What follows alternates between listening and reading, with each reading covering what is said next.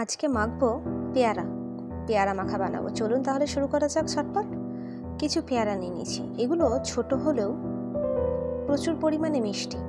আপনারা যে যেমন পেয়ারা পাবেন সেরকম নিয়ে নেবেন। সামনের এবং পেছনের অংশটা কেটে বাদ দিয়ে দেবো। আমার এই ছোট্ট চ্যানেলে যারা নতুন, অনুরোধ থাকবে চ্যানেলটিকে সাবস্ক্রাইব করে পাশে থাকা বেল আইকনটা ক্লিক করে অল নোটিফিকেশনটাকে অন করে দেবেন। পরিষ্কার করে ধুয়েও নিয়েছি।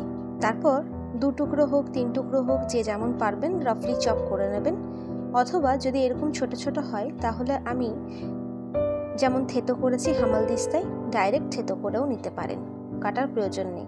তবে এইভাবে কেটে দিলে থেতো করতে একটু সুবিধে হয়। কাটা হয়ে গেছে, এরপর হামালদিস্তায় কটা দিলাম আর দিয়ে দিচ্ছি লেবু পাতা দিলে গন্ধটা কিন্তু ভারী সুন্দর আসে আর খেতেও ভালো লাগে। তখন ঘ্রাণে অর্ধভোজন কথাতেই আছে, তাই ঘ্রাণ যদি ভালো হয় তাহলে খেতেও আশা করছি ভালোই হবে।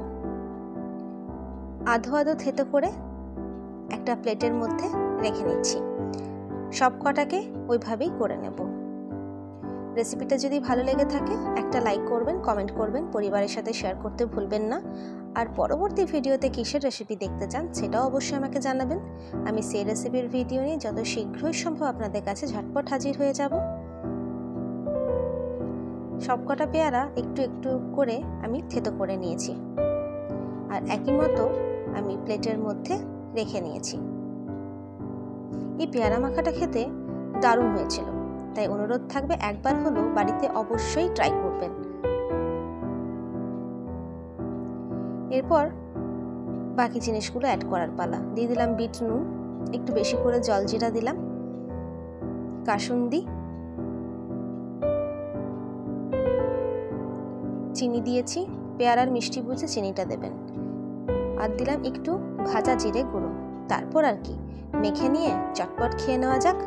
চলুন দেখা হচ্ছে পরের ভিডিওতে নতুন রেসিপির সাথে। সুস্থ থাকবেন, ভালো থাকবেন, সাবধানে থাকবেন।